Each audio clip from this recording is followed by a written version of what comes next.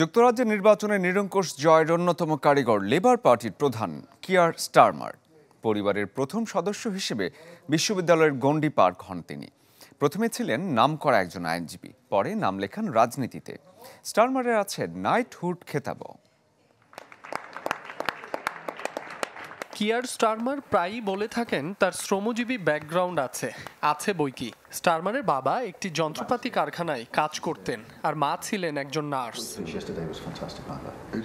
স্টারমারের পরিবারের আয় এমন অবস্থায় ছিল যে 16 বছর বয়স পর্যন্ত তার স্কুলের বেতন পরিশোধ করেছে স্থানীয় প্রশাসন।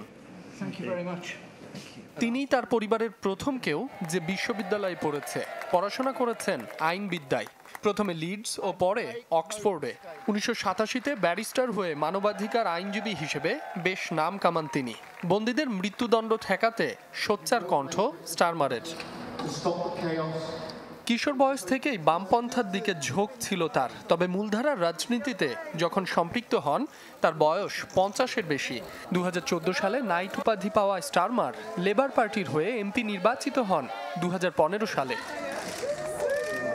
2017 ও 2019 সালে জেরেমি করবিন নেতৃত্বাধীন লেবার পার্টির ভয়াবহ ভরাডুবির পর করবিনের উত্তরসূরি হিসেবে দল বেছে নেয় স্টারমারকে। দলের শৃঙ্খলার পাশাপাশি হারানো সুনাম কিছুটা ফিরিয়ে আনতে কাজ করেন তিনি। 61 বছর বয়সী স্টারমারের মূল মন্ত্র দলের আগে দেশ।